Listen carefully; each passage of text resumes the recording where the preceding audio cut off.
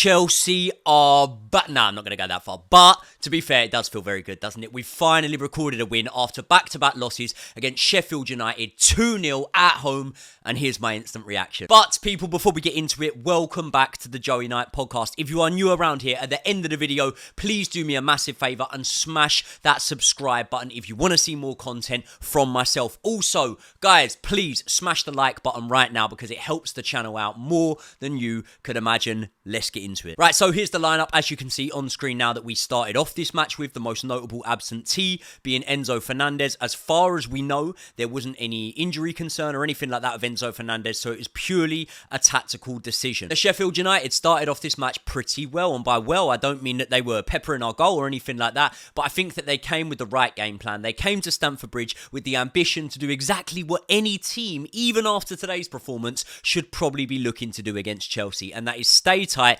stay in the game, stay compact, get men behind the ball, and smother the Chelsea players in that final third, which is exactly what Sheffield United were doing, you know. And obviously I was looking at the way that in that first half we were finding it really, really hard to break them down, and we were finding it really, really hard to have clear-cut, obvious opportunities. So going into half-time, I was very much looking at things and going, this is just going to be another one of those Chelsea performances. It's going to be another game where we have a lot of possession, 80% possession at half-time as well. It's going to be another one of those games where we have a lot of possession and ultimately fail to do anything with it. But I've got to give some credit here because the other day on the kickoff, guys, if you're not already subscribed to the kickoff, we're live every single week at the moment. It's a really, really good live show. So on the kickoff the other day, I was saying that, you know, most of the time, second halves nowadays, we're coming out worse than we were in the first half. And I was obviously questioning what sort of message Pochettino is able to get over to the players in halftime, and what sort of message Pochettino was able to deliver, and whether the players were even able to take that on board, because second half performances have been lackluster. So I was massively worried at that point, but I've got to give the credit here because second half, we looked like a completely different team. We looked really good in the second half. Really good in the grand schemes of where I want to see this Chelsea team going? No. But being realistic and understanding where we are at the moment, we look decent, didn't we? And on the 54th minute, Cole Palmer shows a striker's instinct and blasts home Raheem Sterling's low cross from close range. About 10 minutes later, he turns from scorer to assister and he sets up Nicholas Jackson to slot home once again. And to be honest, apart from the odd moment here and there, that was pretty much it for the game. That 80% possession stat only dropped by about 2%, I think it was. We had a lot of the ball, and although in previous weeks, in previous games this season, I've said, you know, it's all well and good having the ball, but if you don't do anything with it, it's no good. Actually, today it served us pretty well. You know, we completely nullified Sheffield United. So I'm actually quite happy with today's performance. It didn't go as well as it could have possibly gone. You know, we look at Newcastle. They put 8 goals past Sheffield United, you know. Arsenal put 5 past them. But let's be honest. Let's really call it for what it is here. In the cold light of day at the moment, we're not Newcastle and we're not Arsenal. We're Chelsea and we're trying to do the best that we can at the moment. And I do think that a lot of pressure would have been taken off of Pochettino today because he really needed to get this one right, man. But let's look at the players individually. Starting off with Petrovic.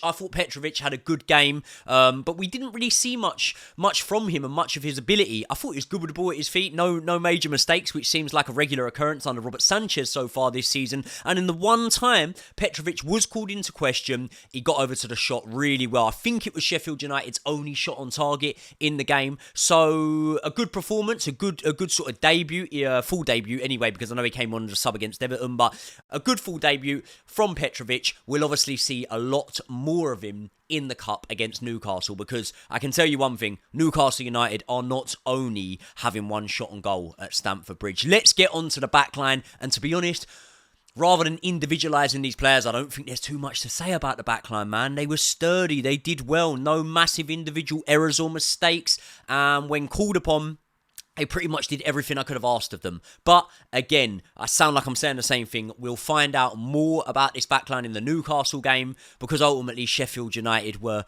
pretty much nullified for the whole game. But credit where credit is due, who nullified them? Mostly the backline and obviously our sitting midfielders. So you got to give them credit for that. Decent performance, really decent performance. Thiago Silva back in there. I thought he did well. Let's move on to the pivot, because obviously normally we are seeing Caicedo and Enzo in this pivot, and today it was Caicedo and Conor Gallagher. Caicedo, I thought he looked good, man. I thought he's always in the sort of area that I would want him to be in. I thought that once or twice, not enough power in his passes and risked giving the ball away, but he was good. He was decent. He's always in that area I want him to be in, and he's sort of doing the job I wanted there. Need to see a little bit more from him in terms of actually winning the possession rather than helping the game tick over.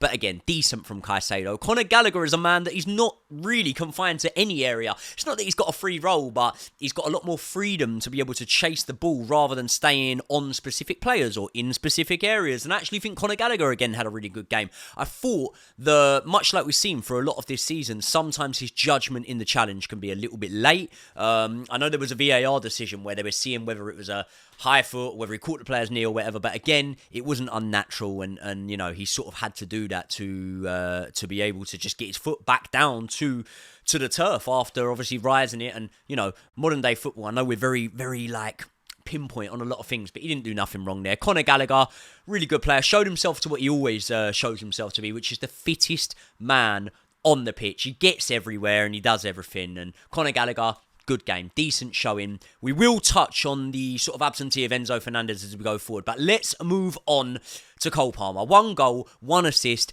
everything pretty much good we did ran through Cole Palmer, and that's the story of our season so far, isn't it? Apart from 1 or 2 games where he didn't look any level above the rest of the players on the pitch, every time we do anything good, it seems to run through Cole Palmer, and Cole Palmer's pretty much indispensable for me at this moment in time. And obviously, being that he's playing in that centre attacking midfield position, maybe we'll see when Nkunku comes back what sort of changes there. But at this moment in time, Cole Palmer, man, he shows such maturity. Like, he shows that he's almost the cleverest player on that pitch at every moment in time. Like, even when he shields the ball, he gets his body in the way of it really well, wins a free kick. So it's not just in what he does in attack, it's what he does in terms of us keeping that possession, which, as I say, again, 80% possession. Sound like Carl Froch here, 80,000 people in front of Wembley Stadium. 80% possession, we did really well with that. So let's keep going. Raheem Sterling, he was involved in key moments, as again, he always sort of seems to be. He didn't have the sort of match he had against Burnley where he completely tore him apart, or the sort of match even he had against Man City where he had Kyle Walker on skates for 90 minutes. But good performance from him. Decent performance. Mykhailo Mudryk started off on the other side. I think I've analysed exactly what I think about Mykhailo Mudryk now. I think Mykhailo Mudryk is a brilliant player. Wait with me. I think he's a brilliant player. I think he's not the most intelligent player by any stretch of the imagination, because I think his judgment can be a little bit off-key. There was one moment that did get sent into our group chat when he absolutely skied a shot, but, you know, God loves to try, don't they? I think he's really good. I think his athleticism's really good. I think he's a very good player, and he can potentially end up being a really good player, but he needs some top tactical analysis and advice to bring him on. I think Mauricio Pochettino is definitely the man to be able to do that with him, but we need to see more from him in terms of actually converting, assisting goals, things like that, because his pure raw ability is there for all to see. And I'm not comparing him, but do you remember like Cristiano Ronaldo before he really leveled up? It was like, God, you've got some ability, mate, but he didn't read the game all that well. He wasn't the cleverest man on the pitch. If Mykhailo Mudryk had the sort of brains that Cole Palmer had, we're looking at a well-beater. We are looking at a well-beater. So the good news is there, right? Sometimes, well, no, all of the time, you can't get natural ability. You can get better as a player. There's definitely players that aren't the most natural gifted talents, but have really refined their game and got better. But sometimes you can't really get that. But what you can do is you can learn on the job. So it's better that he has all that natural ability, and now there's the room for him to learn on the job and adapt and become a cleverer player than he is at the moment, and then we could be on to a really good thing with Mykhailo Mudryk, man. Nicholas Jackson starting up top, getting a goal for us, and as I always say, the numbers don't lie. Nicholas Jackson has a decent goal return in the Premier League, and I do have sympathy for him, because as much as we all hang our hopes on Nicholas Jackson, what we've got to remember here is Nicholas Jackson probably wasn't even bought in to be our starting number 9. There's a very high chance that Pochettino might have been playing Nkunku there, or Pochettino might have had other plans to get other players in there, or was banking on Broha coming back a little bit more like he was before his injury, which at the moment we're not seeing. So Nicholas Jackson at £35 million or whatever it wasn't even that bad a price, and we're hanging a lot on him. But what I would say, countering that, is at the moment I don't see in the short term him being the man to lead our line. So if we can get a better player in there, a more proven player, a more consistent player, then I think we should do so. Maybe even send Nicholas Jackson out on loan, man. I'm not writing off that he's one for the future. Also, Josh touched on this before, and a lot of you guys will know this, but he didn't always play as a striker for Villarreal. Like, a lot of the time he was wider. I would like to see him wide. We did see it a little bit today when Amanda Broja came on. Amanda Broja comes off the bench, probably the same as Nicholas Jackson, showing wise, although he did miss a sitter, and that weren't great. But yeah, again, pretty much the same thing for Amanda Broja it is for Nicholas Jackson. Let's see whether we go into this January transfer market, because when Nicholas Jackson goes off to the African Cup of Nations, are we going to have Broja lead our line? Is Nkunku going to come in there as number 9? Let's see. Nkunku didn't get any minutes off the bench today, so I think we'll maybe see him get 10, 15, maybe even 20 against Newcastle, and we will very, very gradually see him eased back in. A man that did get minutes off the bench, Enzo Fernandez. Nothing to report on him really performance-wise, pretty decent, but we'll have to see how the next game goes. He could have been resting, and when I say he, I mean Mauricio Pochettino. He could have been resting Enzo Fernandez, couldn't he? But how much rest do you need? You know, we haven't had a national break in the last week or two or whatever. Trip to Everton on Sunday, 6 days later, your game. Could have had a little knock in training. We don't know. We're not privy to these things. But my sort of analysis on that would be, it probably speaks a little bit of a volume of where Mauricio Pochettino sees his midfielders and who he sees as more indispensable than others at this moment in time. But let's have it right. We've seen games where Caicedo has been rested so far. We have seen games where Gallagher's been rested.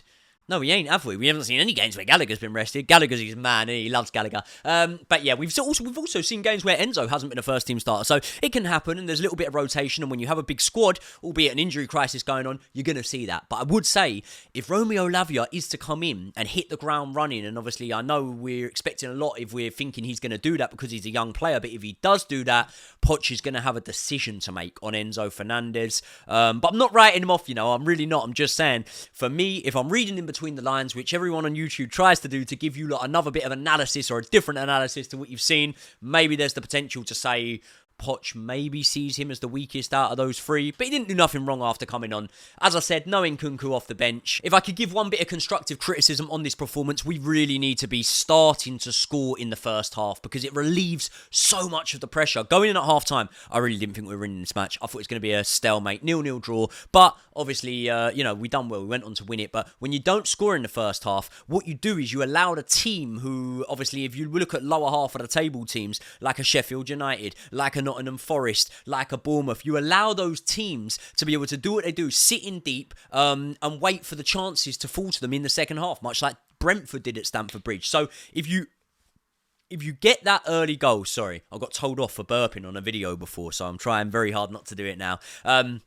If you get that early goal, obviously you allow yourself to have more opportunity to play in behind in the second half, because the team that are trailing are obviously going to need to try and attack you. And let's be honest, we're not Man City. So these lower half table teams aren't coming in against Chelsea and thinking, oh, just keep the scoreline down for the old goal difference at the end of the season. No, they smell vulnerability and they will go for us. And I think that can go in our favour if we get these first half goals. Next 4 games, we've got Wolves, we've got Crystal Palace, Luton and Fulham.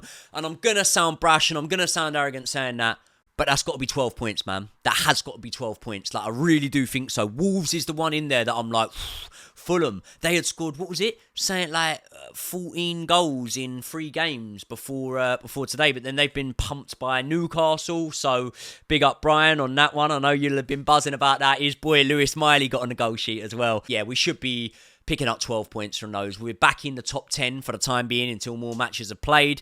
And obviously, if we do pick up 12 points from those games, which knowing Chelsea's season, when do you ever see us do that? Win like 5 consecutive games, it just doesn't happen. So it won't happen. But if we did, then Europa League football is a real chance. It's a real chance. And, people are banting me and go, oh, what, you want Conference League? I would take Conference League, actually, because no matter what competition you're in it to win it. And that's what we know through our time in the Europa League. Obviously, we've won it whenever we've been in it.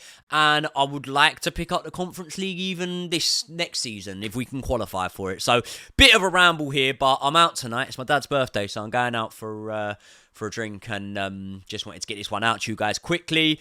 Quickly touch on the Newcastle game. It is a game that I'll be at. look, I've just said that we could possibly qualify for Europa League or Conference League, so I wouldn't say the season's done. But, you know, if we're looking at the heights of qualifying for Europa Conference League or winning a domestic cup, I know what one I'd rather. I'd rather the domestic cup. And I think that us coming off a win, Newcastle coming off a win, it's going to be a good match.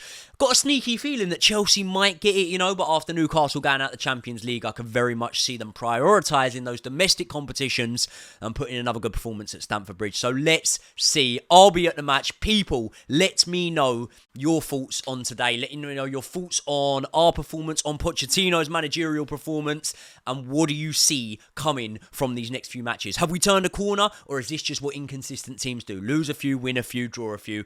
I don't know. I'm out for a drink. Guys, thank you very much for sticking around. Also, do you know what, right? I've got some big news coming for you guys next week, potentially. And I know I've said this a few times, but now I'm pretty sure that next week you're going to hear something very big coming off the channel. And also, speaking about the channel, I'm going to link it in the description. I've now launched my boxing channel. Quite often, like, a lot of you guys just know me through Chelsea, but a lot of you guys know that I boxed. I boxed for ages and, you know, I had some fights and whatnot.